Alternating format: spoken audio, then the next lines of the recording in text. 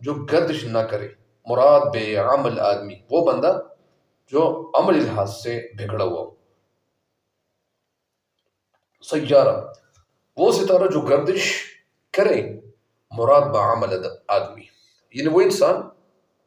جو گردش کرتا ہے، جو محنت کرتا ہے، جو عمل کرتا ہے، عملی لحاظ سے ٹھیک ہوتا ہے، تو اس کو کیا کہتے ہیں؟ سیارہ۔ علامہ محمد اقبال رحمۃ اللہ علیہ اس شعر میں موجودہ مسلمان اور آباء و اجداد کی خوبیوں اور خامیوں کو سامنے رکھتے ہوئے ایک موازنہ پیش کر رہے ہیں، ایک بیلنس پیش کر رہے ہیں، تاکہ مسلمانوں کو ان کی خامیوں سے آگاہ کرے، آگاہ کر سکے، کیونکہ ان کے اندر کیا خامیاں ہیں، ان کے اندر کون سی خوبیاں تھی کہ ان کے اندر نہیں ہے، ان کی خوبیاں، ان کی خامیاں، تو ان کے اندر خوبیاں تھی، ان کے اندر خامی پیدا ہو گئی۔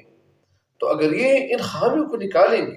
ان کے اندر خوبیاں پیدا ہوں گی، تو خوبیاں پیدا کرنے کے لیے کیا کچھ کرنا پڑے گا؟ لہٰذا علامہ اقبال رحمۃ اللہ علیہ یہی بتا رہے ہیں، تاکہ مسلمانوں کو ان کی خامیوں سے آگاہ کر کے ان کے حالات کو سدھارا جا سکے، ان کے حالات کو ٹھیک کیا جا سکے، درست کیا جا سکے۔ اقبال کہتے ہیں کہ تمہارے یا تمہارے آباء و اجداد کے ساتھ کوئی موازنہ نہیں ہو سکتا، کیونکہ تو محض باتیں بناتا ہے، تو گفتار کا غازی ہے، تو بات چیت کے غازی ہے، تو بات چیت میں بہت زیادہ سبقت لے جاتے ہو۔ تم لوگ تو بات چیت کے یعنی بازی کرو۔ گفتار کا غازی وہ شخص ہوتا ہے جو بے عمل ہوتا ہے، اور کاہلی اور سستی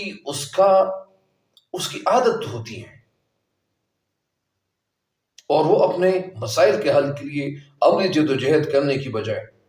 محض باتوں پر ہی اکتفا کرتا ہے،